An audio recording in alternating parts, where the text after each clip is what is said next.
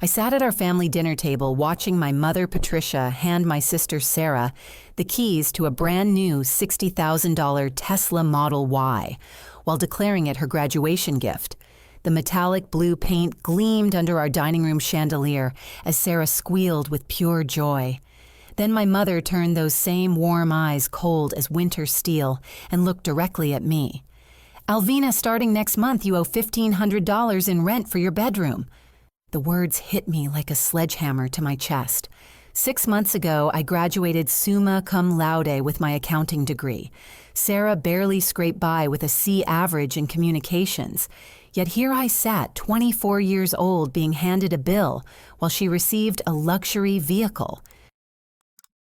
The sound of Sarah's excited phone calls echoed through the thin walls as I retreated to what I now apparently considered my rental unit instead of my childhood bedroom.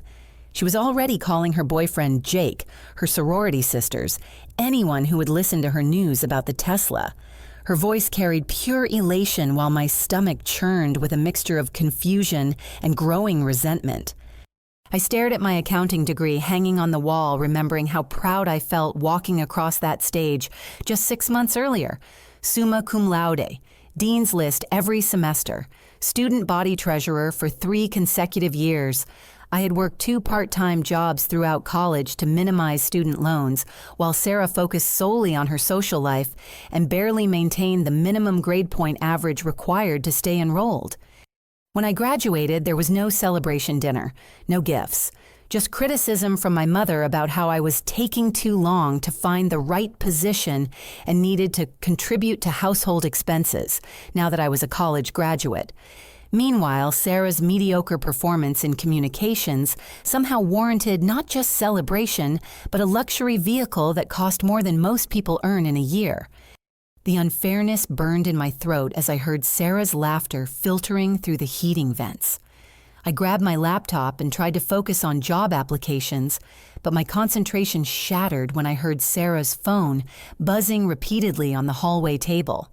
She must have forgotten it when she went to admire her new car in the driveway.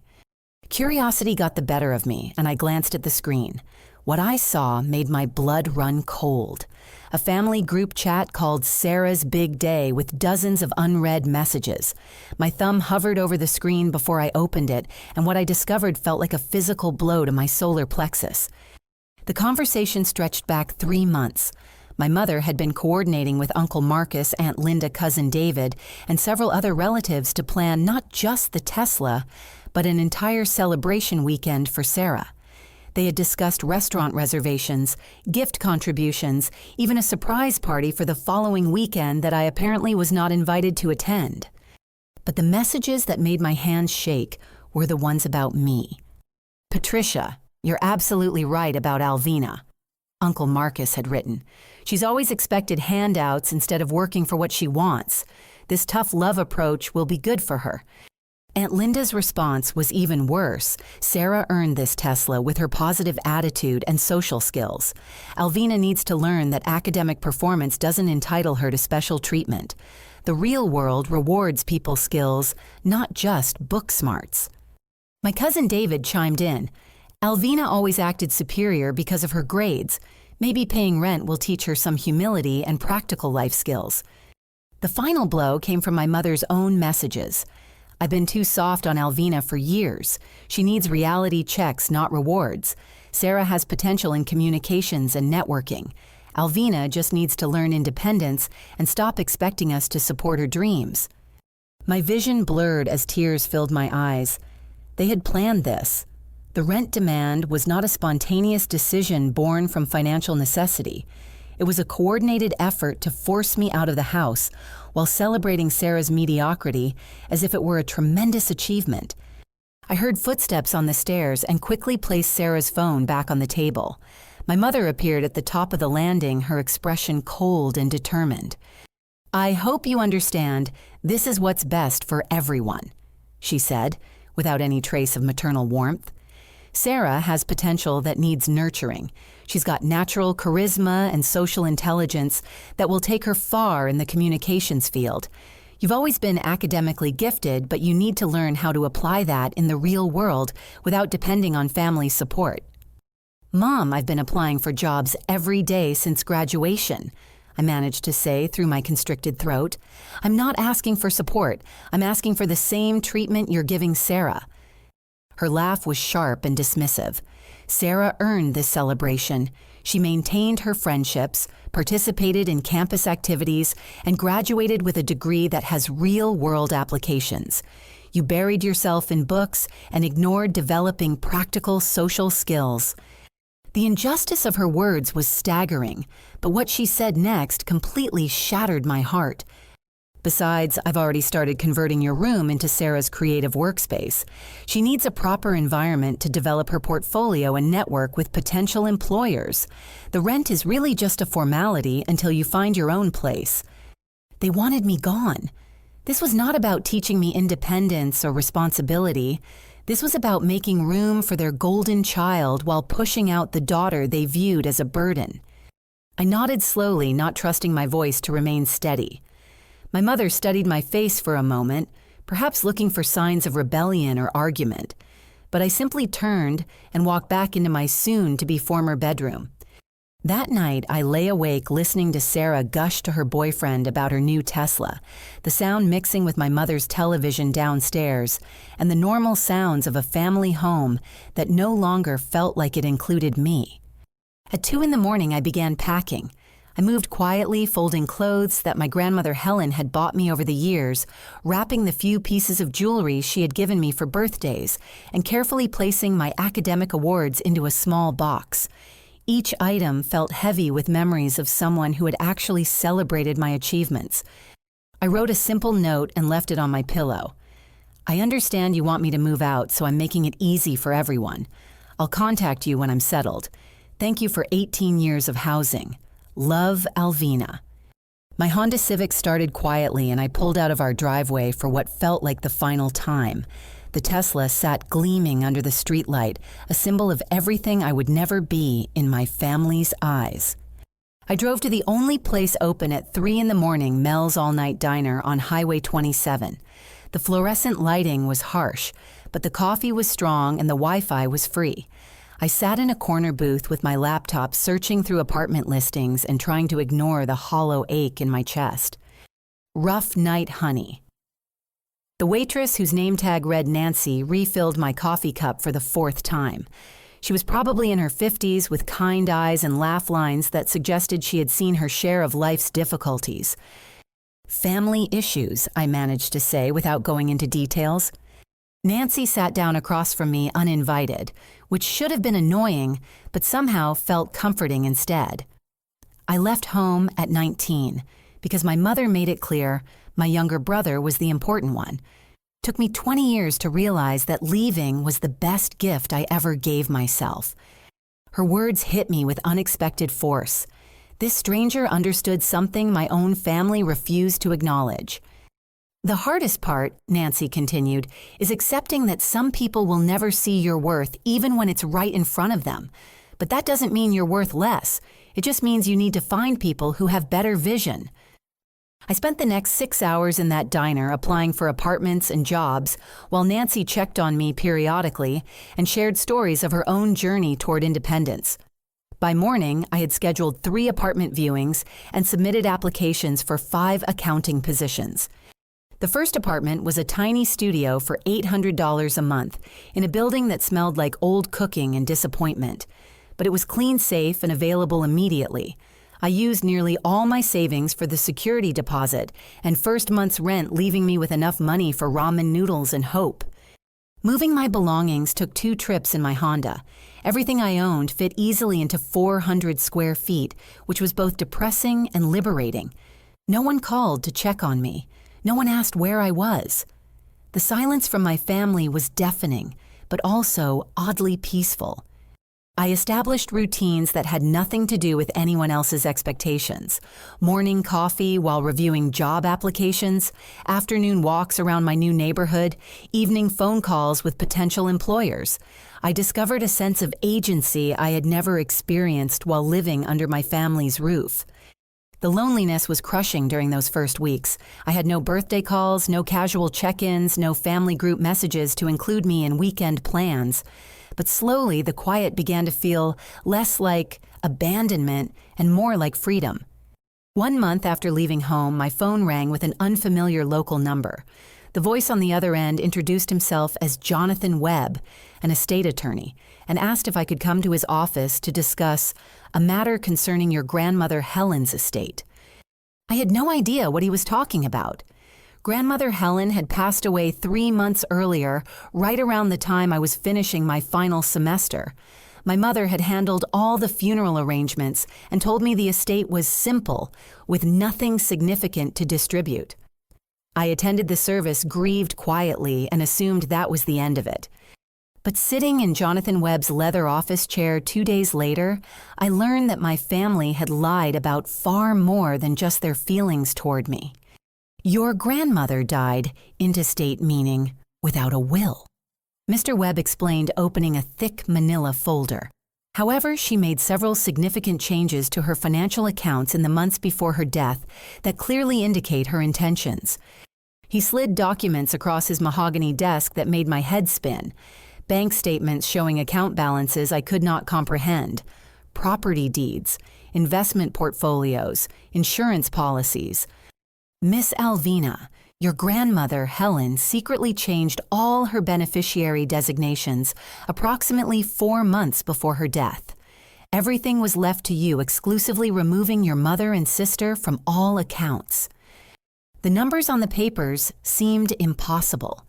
$200,000 in various savings and checking accounts, a paid-off house in Maple Grove suburbs worth approximately $300,000, investment accounts totaling another $150,000, vintage jewelry appraised at $40,000. But why? I whispered, staring at documents that represented more money than I had imagined existed in real numbers. Mr. Webb's expression grew somber. Your grandmother came to me 6 months before her death, very distressed about what she called favoritism and financial manipulation within your family. She specifically mentioned witnessing your mother's treatment of you versus your sister, and she was particularly upset about money that had gone missing from her accounts. He opened another folder and showed me bank records going back 2 years. Highlighted withdrawals caught my attention immediately. Thousands of dollars taken from my grandmother's accounts, all authorized by my mother, who had financial power of attorney. Helen discovered these unauthorized withdrawals and was heartbroken to learn the money had been spent on your sister's college expenses, including sorority fees, spring break trips, and other discretionary spending. She felt betrayed by your mother and wanted to ensure you were protected from what she called the same unfair treatment that had characterized your upbringing. The room felt like it was spinning. My grandmother had watched my family's favoritism towards Sarah and had taken action to protect me, even though I never knew she was paying attention. She had seen the injustice that I thought I was imagining, and she had tried to correct it through her final act of love. There's more, Mr. Webb continued gently. Your grandmother left detailed notes explaining her decision. She wrote that you had always been overlooked despite your academic achievements and strong character, while your sister received praise and financial support for mediocre efforts. Helen wanted to right the wrong, as she put it. I walked out of that office in a daze, carrying keys to a house I had inherited and bank information for accounts that would change my entire life. But more than the money I carried, the knowledge that someone had seen me, valued me, and loved me enough to ensure my future was secure. My grandmother Helen had given me something my own mother never had recognition of my worth. Moving into my grandmother's house felt like stepping into a warm embrace. Helen had preserved family photographs throughout the rooms, but I noticed something that made my throat tight with emotion. Nearly every photo prominently featured me. Pictures of me graduating from elementary school, middle school, high school. Photos of me receiving academic awards, volunteering at the animal shelter, playing piano at school recitals. There were fewer pictures of Sarah, and most of those showed her in group settings rather than highlighting individual achievements. Helen had been documenting what my own mother had failed to see, that I was a granddaughter worth celebrating. The house itself was perfectly maintained with updates that showed Helen's care and attention to detail. Hardwood floors gleamed with recent refinishing. The kitchen featured granite countertops and stainless steel appliances that were only a few years old. Each room was decorated with tasteful furniture and artwork that reflected Helen's sophisticated sensibilities. I found myself talking to her as I explored the space that was now mine. "Thank you, Grandma. I wish I had known how much you cared. I wish I had spent more time with you instead of trying so hard to win approval from people who were never going to give it." The job search that had been stressful and urgent suddenly became an opportunity to find the right position, rather than just any position that would pay rent. I applied selectively to firms that aligned with my career goals and salary expectations, no longer desperate to accept whatever was offered. 3 weeks later, I accepted a senior accounting position with Morrison & Associates, a prestigious firm downtown that specialized in nonprofit and small business financial management. My starting salary was $68,000, annually more than I had dared to hope for as a recent graduate. Rachel Morrison, the founding partner, was a woman in her 40s who had built her practice by focusing on ethical business practices and community impact. During my interview, she commented on my academic record and volunteer experience, saying, "You clearly understand that success means more than just personal achievement. We need people who care about using their skills to help others." For the first time in my life, someone viewed my character and accomplishments as assets rather than expectations I was failing to exceed. I also discovered that my new neighborhood was filled with people who quickly became more like family than my actual relatives had ever been. Tom and Jessica Chen lived next door with their 8-year-old daughter, Lily. Tom was a high school teacher, Jessica was a nurse, and they welcomed me with genuine warmth that felt foreign after years of my mother's conditional acceptance. "We knew your grandmother well," Jessica told me over coffee during my first week in the house. "Helen talked about you constantly. She was so proud of your academic achievements and your kind heart. She worried that your family didn't appreciate what they had in you. Even strangers had recognized the dysfunction I thought I was imagining." I established new routines that reflected my own interests rather than other people's expectations. Saturday mornings at the farmer's market, where I chatted with vendors and bought fresh produce for cooking experiments. Sunday afternoons at the public library, where I volunteered teaching financial literacy classes to young adults. Wednesday evenings at book club meetings with women from various professional backgrounds who engaged in thoughtful discussions about literature and life. For the first time, I was building relationships based on mutual respect and shared interests rather than biological obligation and one-sided effort. 2 months passed without any contact from my family. I found myself checking my phone less frequently, no longer anticipating messages that never came or hoping for acknowledgement that was never offered. The silence that had initially felt like rejection began to feel like peace. I used my inheritance thoughtfully, paying off my student loans entirely and setting aside money for long-term investments. I kept my job and maintained the same lifestyle I would have had without the inheritance, viewing Helen's gift as security rather than an excuse for extravagance. But my peaceful new existence was shattered on a Tuesday afternoon when Sarah appeared at my office reception area crying hysterically and demanding to speak with me. Rachel's assistant Maria looked uncertain about how to handle the situation. Sarah was creating a scene that was disrupting the professional atmosphere, but she was clearly in genuine distress. "Please, Alvina, I need to talk to you." Sarah sobbed when I came to the reception area. Her usually perfect makeup was streaked down her cheeks, and her hair looked like she had been running her hands through it repeatedly. I led her to a private conference room, embarrassed by the attention her dramatic entrance had attracted, but concerned despite everything that had happened between us. "What's wrong, Sarah?" I asked, closing the door behind us. The story that tumbled out of her was almost too unbelievable to process. The Tesla that had been her graduation gift was not purchased outright as everyone had believed. My mother had financed the entire $60,000 purchase price using her own credit and income information that apparently was not as stable as she had led everyone to believe. Mom lost her job 6 weeks ago, Sarah said between sobs. She's been hiding it from everyone, including me.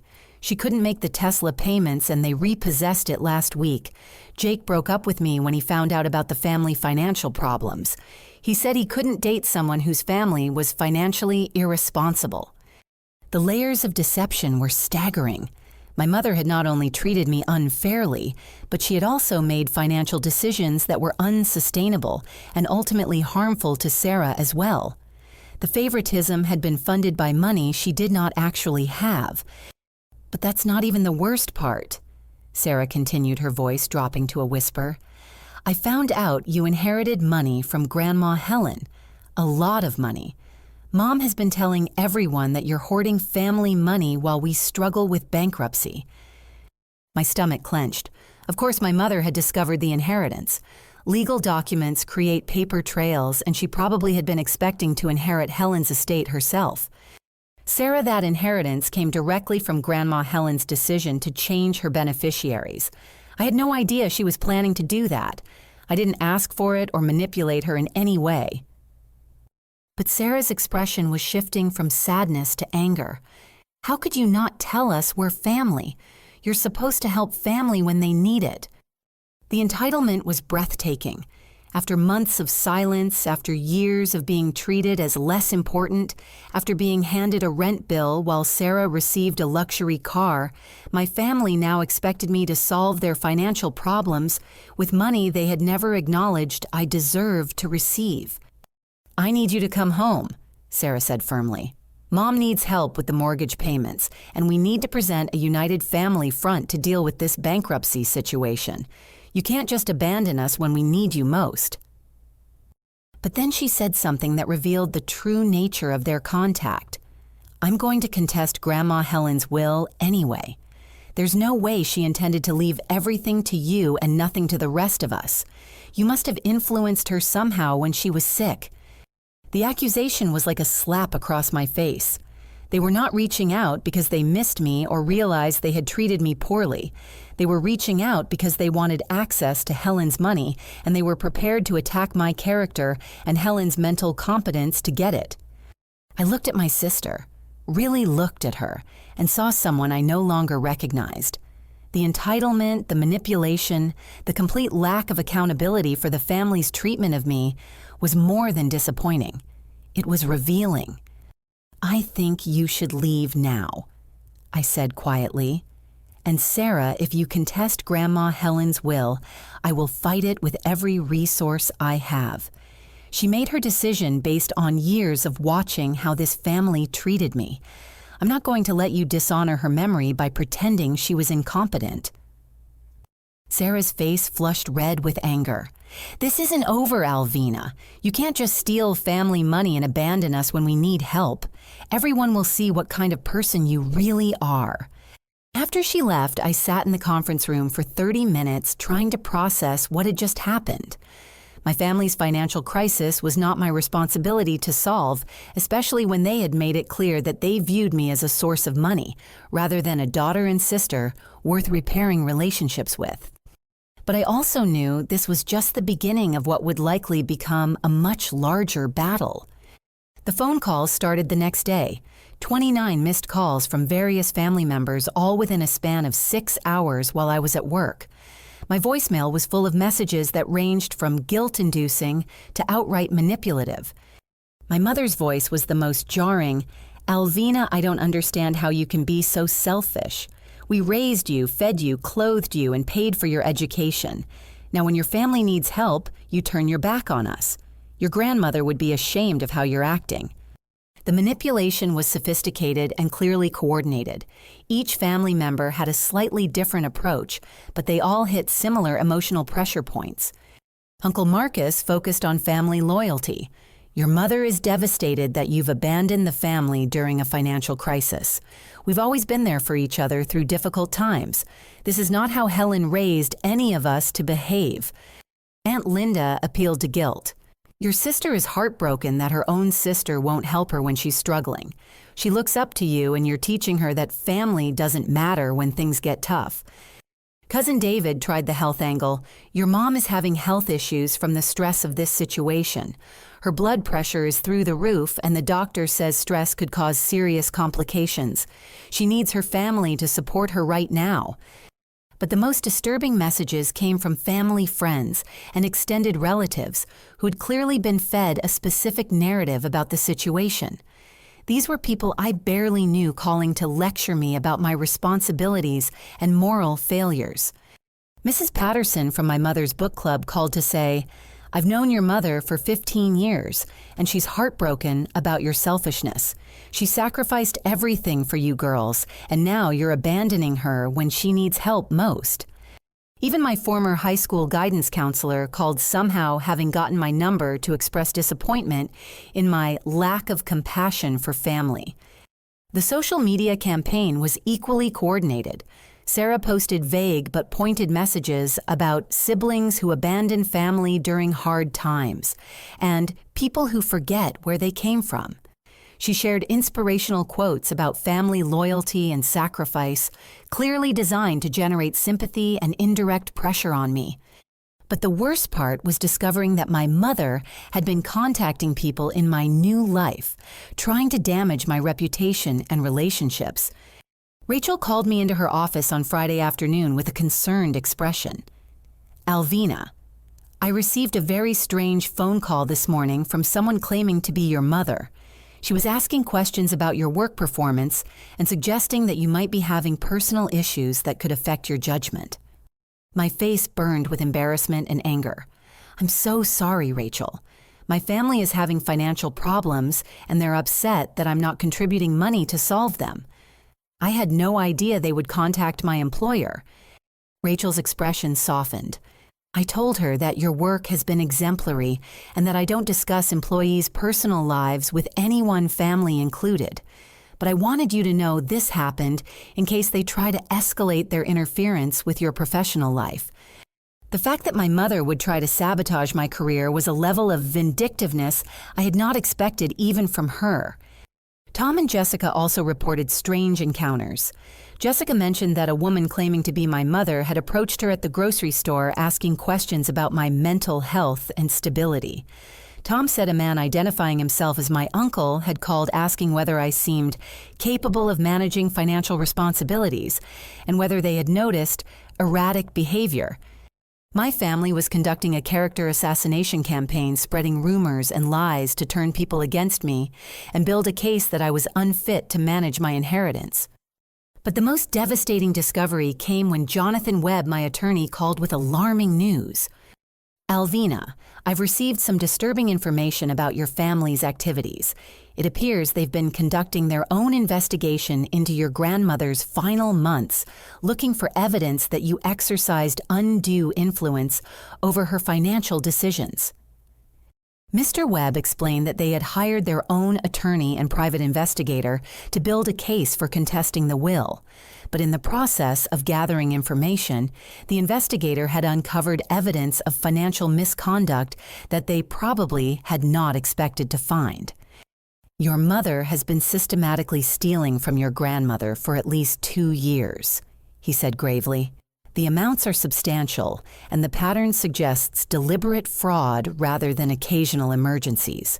We're talking about $50,000 taken without authorization, all of which was spent on your sister's college expenses and lifestyle." But there was something even worse. During the investigation, we also discovered that your grandmother left additional documents that your family never disclosed. There's a sealed letter that was supposed to be opened only in the event that someone contested her estate decisions. My hands shook as Mr. Webb opened the sealed envelope in his office the following Monday. My grandmother's handwriting was shaky but clear, and her words were devastating. "If someone is challenging my decision to leave everything to Alvina, it means my family has learned about the inheritance and wants access to money they believe should be theirs. I want it clearly understood that I made this decision after watching years of favoritism and financial abuse. Patricia has been stealing money from my accounts to pay for Sarah's college expenses while ignoring Alvina's achievements and needs. She has poisoned the family against Alvina through lies and manipulation, telling people that Alvina is selfish and ungrateful, when the truth is that Alvina is the only family member who has consistently shown me genuine love and respect. I am heartbroken that my own daughter has created such a toxic environment for my granddaughter. Alvina deserves so much better than the treatment she has received. If Patricia contests this, well, I want everyone to know that I was completely competent when I made these decisions, and I made them to protect the granddaughter who has always been overlooked and undervalued. I pray that someday this family will recognize Alvina's worth, but I will not leave her vulnerable to their continued mistreatment. The letter was signed, dated, and notarized, making it a legal document that would destroy any attempt to claim I had manipulated Helen or that she was not competent to make her own financial decisions. But reading my grandmother's words about the years of mistreatment she had witnessed was almost too painful to bear. She had seen everything. She had understood that the favoritism was real and damaging, and she had tried to protect me in the only way she could. That evening, my family's manipulation campaign reached its peak. My mother, Sarah, Uncle Marcus, and Aunt Linda appeared at my front door demanding to be let in for a family meeting to resolve the situation. I could see them through the peephole, and their body language was aggressive rather than conciliatory. This was not an attempt at reconciliation. This was a confrontation designed to pressure me into submission. I did not open the door, but I could hear their conversation through the thin wood. "She's being completely unreasonable," my mother said loudly, clearly intending for me to hear. "Helen obviously was not thinking clearly when she made those financial decisions. Alvina must have been feeding her lies about our family. We need to make her understand that she has moral obligations," Uncle Marcus added. "This inheritance belongs to the whole family, not just one person." Sarah's voice was the most hurtful. "She's always thought she was better than us because of her grades. Now she thinks she deserves all of Grandma's money just because she pretended to care about her." The lies and revisionist history were breathtaking. I had not pretended to care about Helen. I had genuinely loved my grandmother, even though my family had never encouraged or facilitated a close relationship between us. And I had never thought I was better than anyone. I had simply wanted the same treatment and recognition that Sarah received automatically. But listening to them plot my character destruction, I realized that this was not really about money. This was about control and power. They wanted me to remain in the role of the overlooked, undervalued family member who would always be available to solve their problems without expecting anything in return. I was not going to play that role anymore. The next morning, I installed a security system with cameras covering all entrances to my house. If my family was going to continue showing up uninvited and making demands, I wanted documented evidence of their behavior. I also took Jonathan Webb's advice and hired a private investigator recommended by his firm. David Martinez was a former police detective who specialized in financial fraud cases, and his initial findings were more disturbing than I had anticipated. "Your family's financial misconduct goes far beyond what we initially discovered," he reported during our first meeting. "Your mother has been using your Social Security number to open credit card accounts over the past 3 years. There are currently 4 cards with outstanding balances totaling $37,000, all in your name." The identity theft was sophisticated and extensive. My mother had been systematically damaging my credit while building debt that would eventually become my legal responsibility unless I could prove fraud. We've also discovered that she forged your signature on several loan applications, including one for a $15,000 personal loan that she used to make the down payment on your sister's Tesla. Mr. Martinez showed me copies of loan documents with my signature that I had never seen before. The handwriting was close enough to mine that it might have fooled a loan officer, but it was clearly not my actual signature.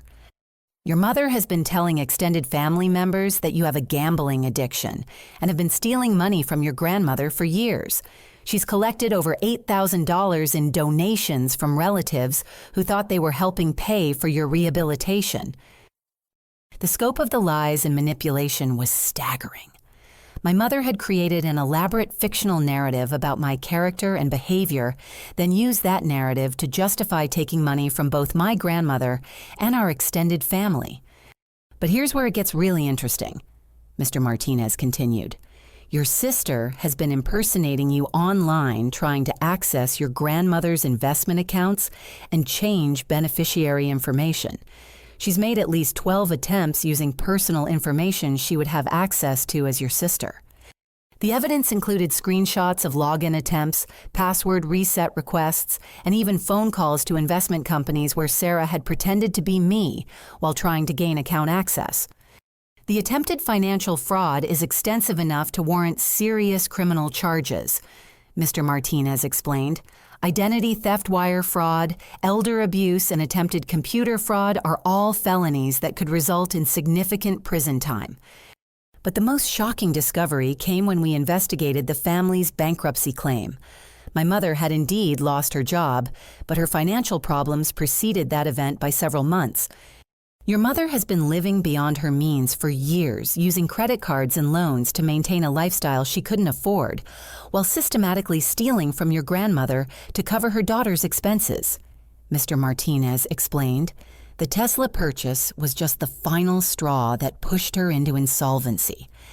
Even more disturbing was the discovery that my family had hired their own attorney to contest Helen's will, paying him with money they had collected from relatives under false pretenses. They were using fraud proceeds to fund their legal challenge to my legitimate inheritance. During this investigation, I also learned that my family's character assassination campaign had extended to my workplace and social circles in ways I had not realized. Rachel pulled me aside again to report another incident. Someone called our main office number claiming to be conducting a wellness check because they were concerned about your mental health. They asked detailed questions about your work performance, your interactions with colleagues, and whether we'd noticed any signs of erratic behavior. The caller had identified herself as a family friend concerned about my recent behavior changes, and had even suggested that my family was considering having me evaluated for psychological issues. Tom and Jessica reported similar contacts. Multiple people had approached them with questions about my stability, my financial decisions, and whether they had noticed me acting strangely since moving into my grandmother's house.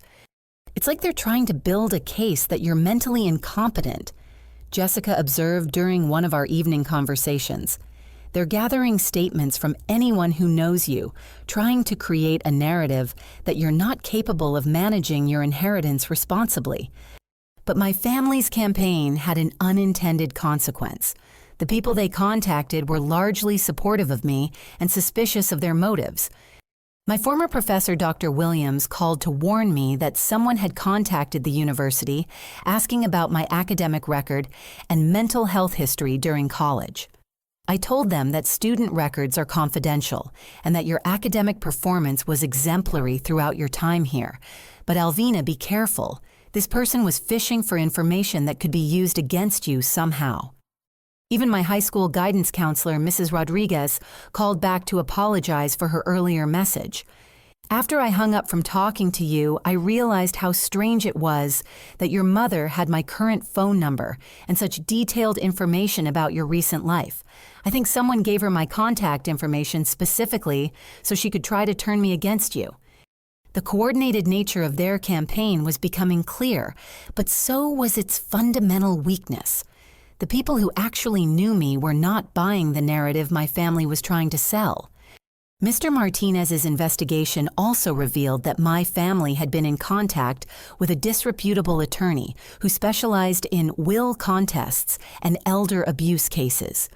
This lawyer had apparently advised them that their best strategy was to damage my reputation and create doubt about my relationship with Helen rather than trying to prove that Helen was incompetent when she changed her beneficiaries. They're following a playbook, Mr. Martinez explained. Step 1, create financial crisis that justifies their need for money. Step 2, build narrative that you're mentally unstable or morally deficient. Step 3, present themselves as responsible family members trying to protect family assets from someone who can't manage them properly. but their plan was about to backfire in a way they had not anticipated. "I think it's time to go on the offensive," Mr. Martinez advised.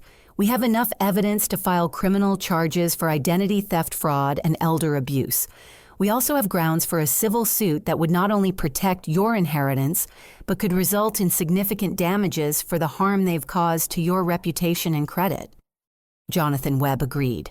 "Your grandmother's sealed letter, combined with the evidence of financial theft and ongoing fraud, makes their will contest legally frivolous. We can ask the court to impose sanctions on them for bringing a baseless legal challenge." For the first time since this ordeal began, I felt like I had options that went beyond simply defending myself. I could fight back. I could demand justice.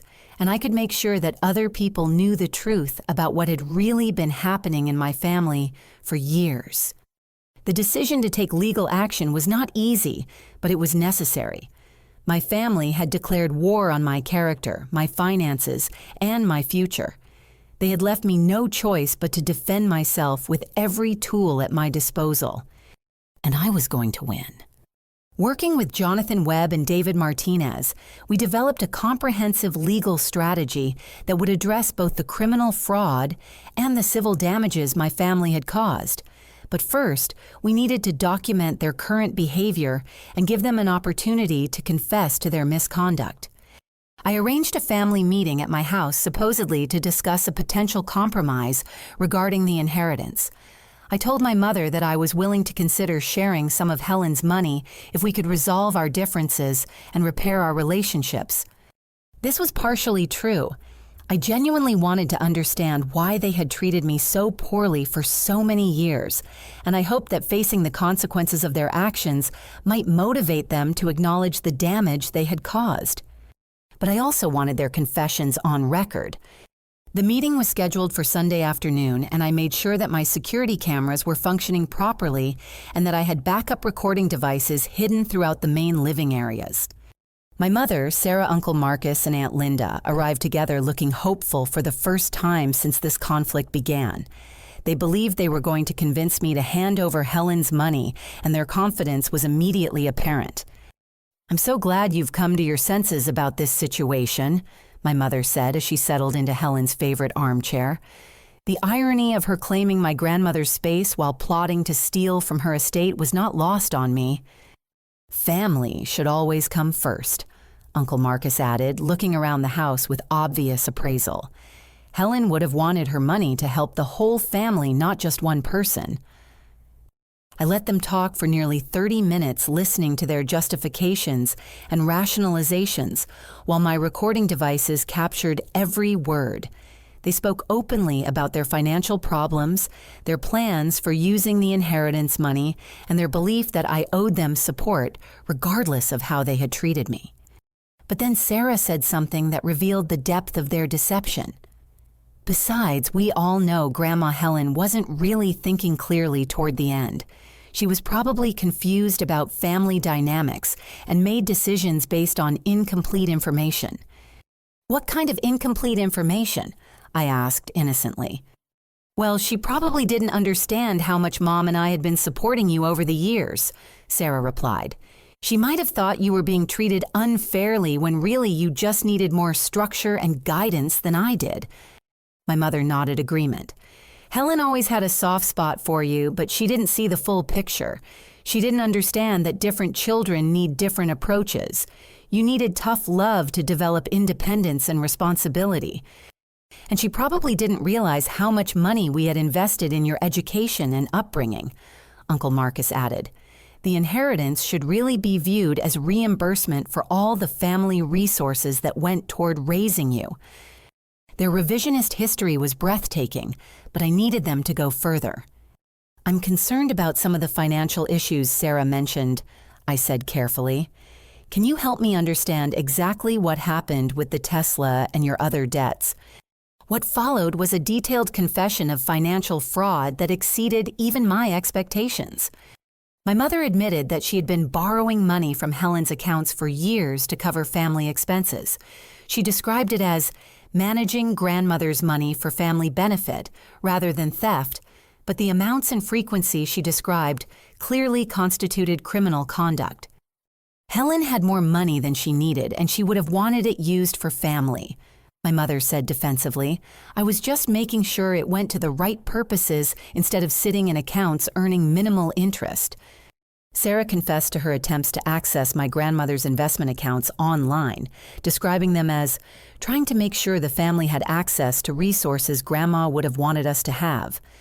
Uncle Marcus revealed that he had been advising my mother on legal strategies for challenging the will, including suggestions about how to document Alvina's unfitness to manage inherited money. But the most damaging admission came when my mother accidentally revealed something that changed the entire nature of our family tragedy. The hardest part of all this, she said with tears in her eyes, is that Helen's death was so sudden. If we had known she was planning to change her beneficiaries, we could have talked to her about making more balanced decisions. But I thought Grandma Helen died of natural causes, I said carefully. My mother's face went pale. She did. I mean, she had been depressed about some family issues, but the heart attack was completely unexpected. What family issues had been making her depressed? I pressed. The room went quiet for several long moments before my mother whispered, "She was upset about some misunderstandings regarding family money. She thought I had been taking funds without permission, but I was just managing her affairs like she had asked me to do. Was she upset enough to consider changing her will?" "She was talking about it," Sarah admitted quietly. "She was angry about the Tesla purchase and said things about favoritism that weren't really fair. She didn't understand that you and I are different people who need different kinds of support." "Did she leave any notes or letters about her feelings?" Another long silence before my mother said something that made my blood run cold. She left a note, but it was written when she was very upset and not thinking clearly. It said things about our family that weren't true, so I didn't see any reason to share it with anyone. "What happened to that note?" "I destroyed it," my mother said simply. "There was no point in preserving something that would have hurt family relationships unnecessarily." The confession hung in the air like a physical presence. My mother had hidden evidence of my grandmother's emotional state before her death, evidence that might have explained the sudden heart attack that killed her. "Mom," I said quietly, "are you telling me that Grandma Helen died knowing that you had been stealing from her and feeling betrayed by her own family?" The silence that followed was deafening. "She wasn't thinking clearly," my mother repeated weakly. The stress of aging was making her paranoid about money and family relationships. But Sarah broke down completely at that point. "She was so sad, Alvina. In her last weeks, she kept talking about how she had failed to protect you from unfair treatment. She kept saying that she should have spoken up years ago when she noticed the different ways Mom treated us. She was heartbroken." Sarah continued through her sobs. "She felt guilty about not intervening sooner, and she was devastated about the stolen money. She kept saying that she had trusted Mom to help manage her finances, not to take money for personal use." The picture that emerged was horrifying. My grandmother had died not from natural causes, but from the heartbreak of discovering that her own daughter had betrayed her trust and created a toxic family environment for her beloved granddaughter. The stress and sadness had likely contributed to the heart attack that killed her. "Did any of you consider that your actions might have contributed to her death?" I asked directly. "That's not fair," Uncle Marcus said quickly. "Helen had heart problems that were unrelated to family stress. But you all knew she was depressed about family issues in her final weeks." "She was upset, but we thought she would get over it," my mother said defensively. "And none of you thought to stop the behavior that was causing her distress." "We didn't think it was that serious," Sarah whispered. At that moment, I heard a car door slam in my driveway. Through the window, I could see 2 police officers walking toward my front door. "Expecting someone?" my mother asked nervously. "Actually, yes," I replied as I walked to answer the door. "I think it's time for all of you to face the legal consequences of your actions." The police officers entered my living room with arrest warrants that had been prepared based on the evidence David Martinez had gathered. The confessions I had just recorded would provide additional support for the charges, but the documentary evidence was already sufficient for prosecution. Patricia Johnson, you're under arrest for identity theft, elder abuse, and wire fraud, the first officer announced as he approached my mother with handcuffs. Sarah Johnson, you're under arrest for attempted computer fraud and identity theft, the second officer said as he moved toward my sister. Marcus Johnson, you're under arrest as an accessory to fraud and conspiracy, the first officer continued, turning to my uncle. The scene that followed was chaotic and surreal. My family members went from confident and manipulative to shocked and desperate in the span of minutes.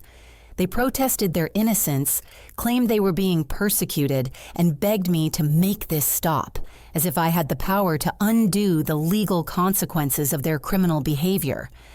But the most satisfying moment came when my mother, now handcuffed and facing the reality of serious criminal charges, looked at me with genuine remorse for the first time in my life.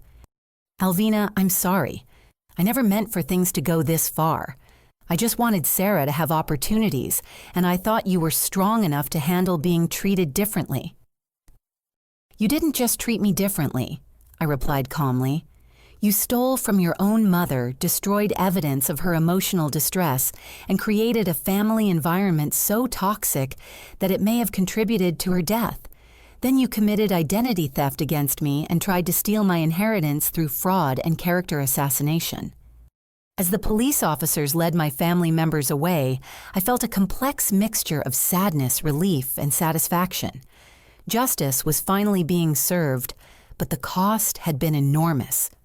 I had lost my family, my grandmother had died heartbroken and betrayed, and years of emotional damage could never be completely repaired. But I had also gained something invaluable, the truth and the power to ensure that such betrayal would never happen to me again. The legal proceedings that followed were swift and decisive. The evidence of financial fraud was overwhelming, and my family's confessions during our recorded meeting eliminated any possibility of claiming innocence. My mother was sentenced to 2 years in federal prison for elder abuse, identity theft, and wire fraud. The judge specifically noted that her crimes had victimized both her elderly mother and her own daughter, showing a pattern of betrayal that warranted significant punishment. Sarah received 18 months probation and was required to complete 200 hours of community service, specifically working with elder abuse prevention programs. She also had to attend financial counseling to address her sense of entitlement regarding money and family resources. Uncle Marcus was sentenced to 6 months in county jail for his role in the conspiracy, and Aunt Linda faced civil penalties for her participation in the character assassination campaign. The criminal restitution ordered by the court exceeded $60,000, covering not only the money stolen from my grandmother, but also the costs of repairing my damaged credit and the emotional distress caused by their fraud. But more importantly, the court proceedings created a public record that vindicated my grandmother's memory and exposed the truth about my family's dysfunction. Extended family members who had participated in the manipulation campaign were horrified to learn the full scope of the fraud. Cousin David, who had collected money from relatives for my supposed rehabilitation, returned over $3,000 to family members who had donated based on lies. Several relatives reached out to apologize for their participation in the character assassination campaign. We had no idea Patricia was lying about so many things, my Aunt Catherine wrote in a heartfelt letter. We thought we were supporting family during a difficult time, but we were actually enabling criminal behavior. I'm deeply sorry for the pain this must have caused you. The most meaningful justice came through the restoration of my grandmother's reputation and the honoring of her final wishes. I established the Helen Johnson Memorial Scholarship at the local community college, specifically for students who had overcome family adversity to pursue education. The scholarship prioritized applicants who had been overlooked or undervalued by their families, but had demonstrated academic excellence and community service. The first recipient was a young woman named Maria Santos, whose family had dismissed her college aspirations because they believed women should focus on marriage and children rather than careers. Her thank you letter brought tears to my eyes because it could have been written by my younger self.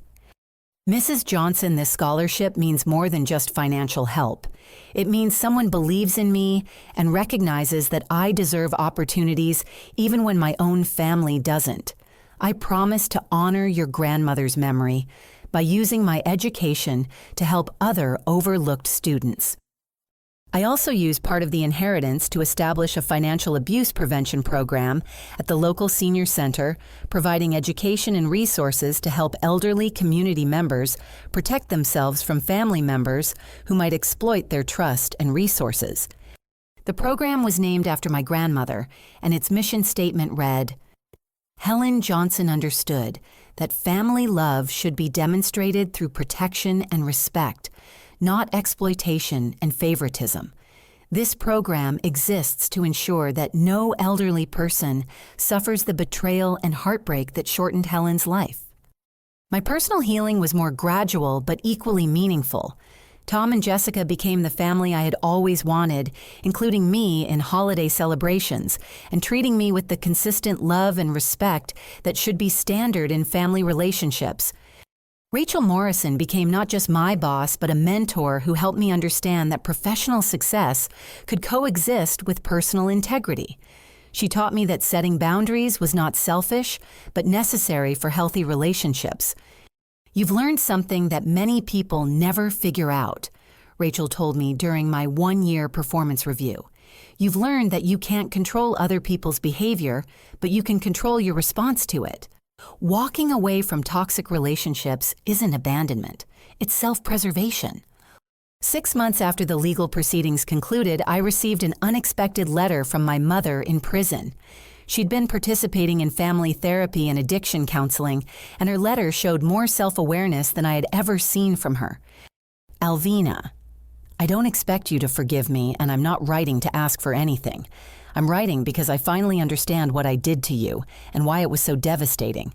I realize that I spent years trying to make Sarah feel special by making you feel ordinary, and that was profoundly wrong.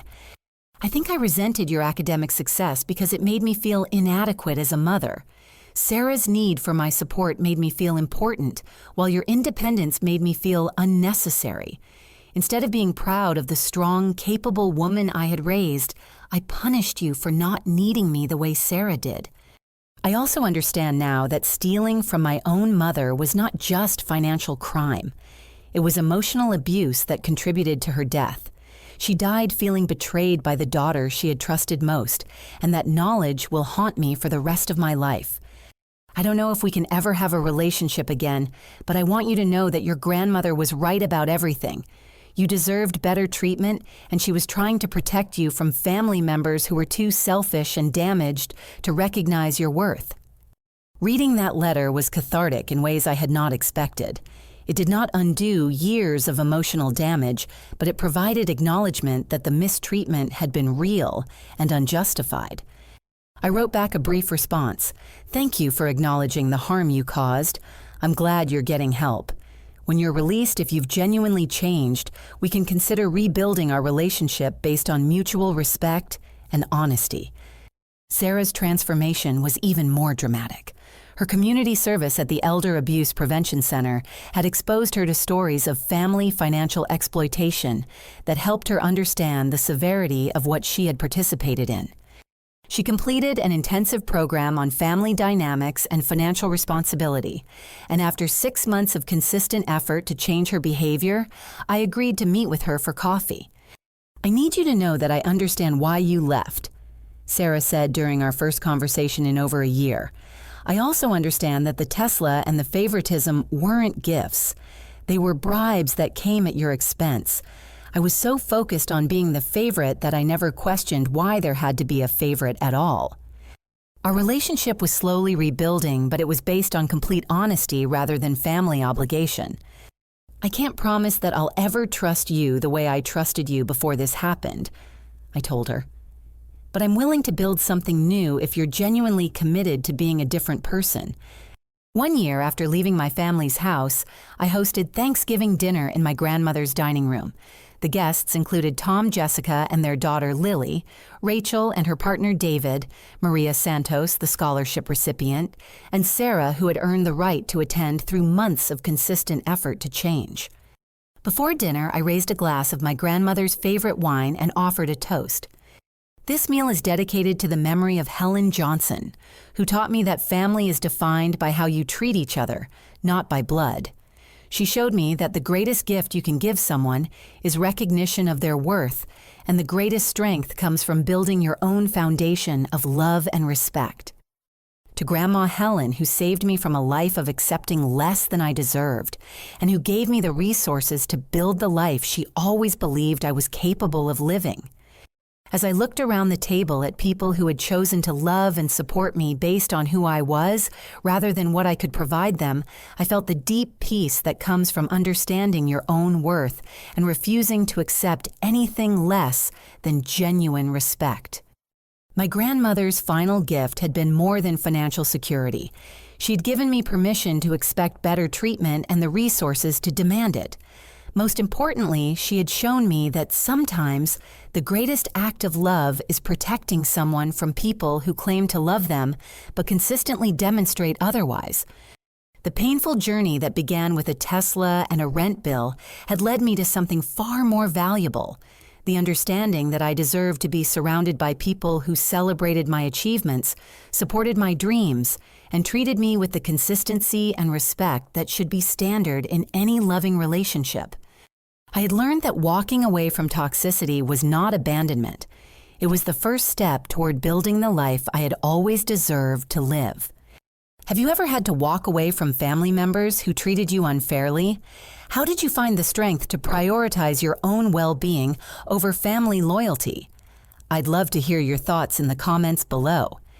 If this story resonated with you, please like this video and subscribe for more stories about overcoming family challenges and building healthy relationships. Share this with anyone who might need to hear that their worth doesn't depend on other people's recognition, and that sometimes the bravest thing you can do is choose yourself. Thank you for listening to my story, and remember that you deserve to be surrounded by people who see your value and treat you accordingly. Your worth is not up for debate, and you have the power to build the loving, respectful relationships you deserve.